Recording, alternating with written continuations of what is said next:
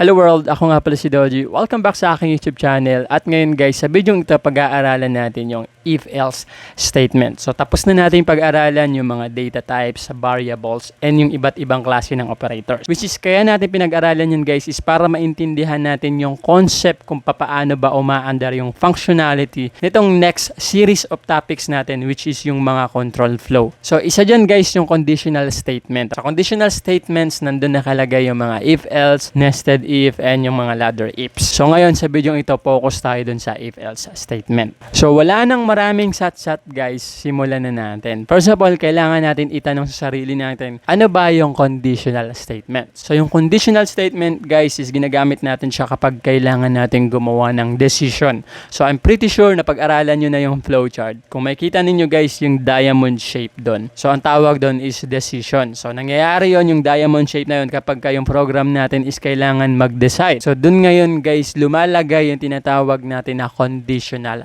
statement. So isa dyan yung if-else statement. So whenever kailangan mag-decide ng program natin, naglalagay tayo or nagko-code tayo ng conditional statement. So to better illustrate this guys, open na natin yung compiler na gagamitin natin. So ang gagamitin ko ngayon is online compiler, yung onlinegdb.com. And as you can see, dahil C language yung gagamitin natin guys, nakalagay na dito yung ating, ay ito yung lagi nating nakikita. So sa line 1, yung ating hashtag include stdio. So kailangan nating i-include yung ating library na stdio.h, and yung ating main function, ito, sa loob niyan, dito tayo magko-code. So para ma-illustrate ko sa inyo guys kung paano kino-code at para saan yung if-else statement, kailangan natin gumawa ng example na program na kailangan mag-decide. So ito yung pinaka-favorite kong example guys. Gagawa tayo ng program na siya yung magsasabi kung pasado ka or bagsak. So dahil gagawa tayo ng program na magsasabi kung pasado ka or bagsak, so kailangan natin siyang bigyan ng idea. Ano ba ang basihan kapag pasado ka or bagsak? Diba yung grade? So what specific range ng grade? Yung 75. So paano ko nasabi na yung 75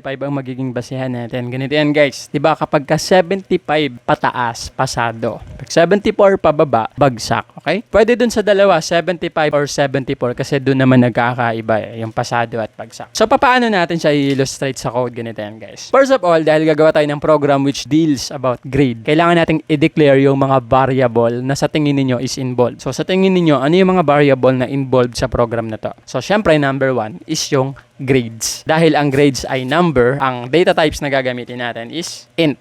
Small letter dapat. Yan. Int. Tapos yung pangalan ng variable, grade. And then, bigyan natin ng value. Sabihin natin, yung grade natin is 74. End of the statement. Okay? Semicolon. So, yan lang naman yung involved, diba, dun sa program. Yung grade lang naman yung pinag-uusapan natin. So, yan lang yung variable na i-declare natin. Next dyan, guys, is ilalagay na natin yung ating conditional statement, which is yung if-else. Yun yung topic natin ngayon. So, paano natin siya i-code? Uunahin natin yung if. Okay? And then, maglalagay tayo ng parenthesis. So, ano yung parenthesis? Diyan nakalagay yung condition. Mamaya papaliwanag ko sa inyo. After nating ilagay yung condition, maglalagay tayo ng curly braces. Sa curly braces, guys, yan yung magra-run. Depende sa kung ano yung resulta ng condition. Okay? Is it true or false? So, pag ang if statement natin is true, magra-run yung curly braces ng if statement. So, ganito guys. Sabihin natin, if, tapos punta tayo ng condition, yung parenthesis. Kung ang grade, if grade is greater o mas mataas or equal sa 75.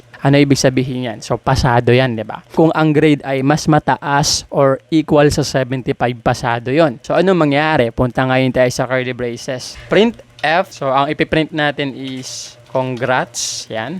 Galing mangopya. Galing mangopya. Bakit? Kasi pasado siya. Okay? So, lagyan natin ng semicolon. Okay? Huwag nyo kakalimutan yan. So, ganito yan guys. Papaliwanag ko. So, ito yung unang statement natin. Yung if statement.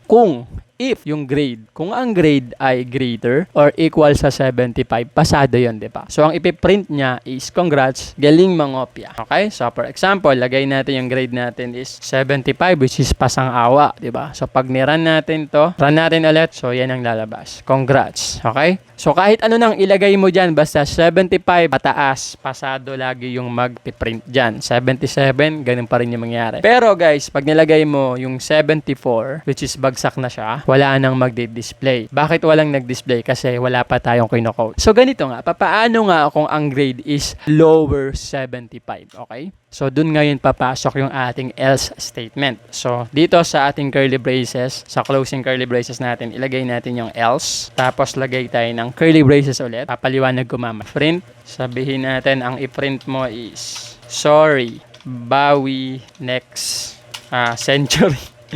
Bawi next century. Okay? And then, semicolon. So, ganito yan, guys. Ano naman yung else statement? So, ganito, paliwanag natin. Ito yung program natin na magsasabi kung pasado ka or bagsak. So, gumagawa siya ng decision. So, yung variable natin is yung grade, which is ang value niya is 74. So, bagsak yan, guys, 74. Ito ngayon, guys, yung ating conditional statement, yung ating if-else statement. So, yung first statement natin is yung if. So, ganito yung basa dyan. Kung ang grade is greater or equal to 75, pasado. So, ang magpiprint is ito.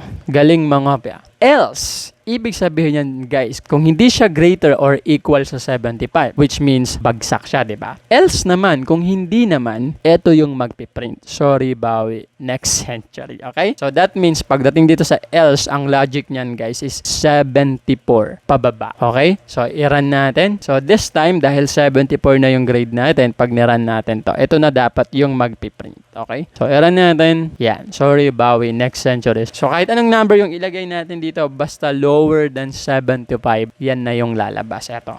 Okay, bagsak na yung lalabas. So, ito yung basic illustration kung paano gumagana yung if-else statement. Whenever kailangan ng program natin na gumawa ng decision. So, we need to understand this, guys. Kailangan nating unahin to para maintindihan natin yung next topic natin, which is yung nested if. So, paano ba gumagana ang nested if, guys? So, ganito yan. First of all, burahin muna natin to.